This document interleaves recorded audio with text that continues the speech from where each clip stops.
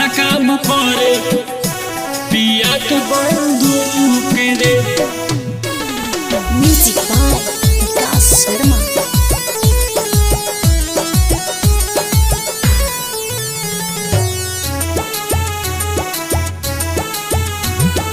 Aditya recording studio Sadwara बाजार।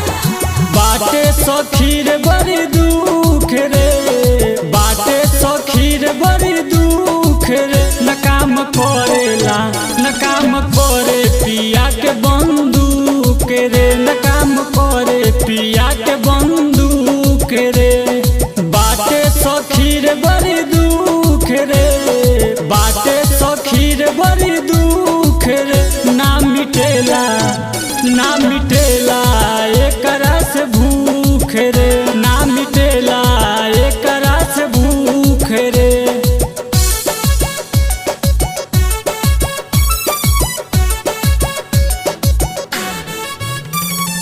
Music by Vikas Sharma.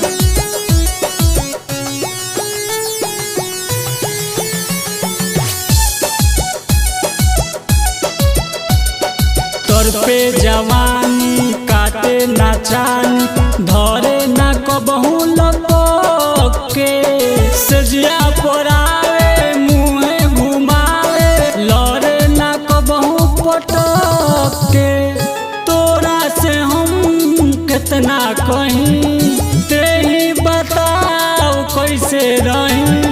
मिलल बा मर्दा बहू के रे, बाटे सखीर बड़ी दुख रे, बाटे सखीर बड़ी दुख रे। ना मिटेला ना मिटेला एकरा से भूख रे, ना मिटेला एकरा से भूख रे।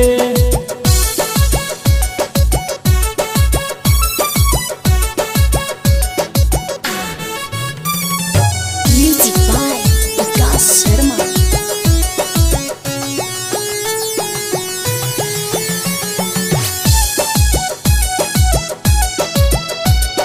कोनो उपाय नाही बुझाए, चले न कोनो चारा रे।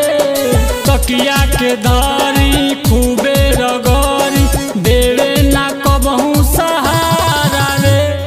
लड्डू सोनू के बाटे न मन, सधी न सखी एकरा से धन। मिली नाही कबहू सुख रे, बाटे सखीर बड़ी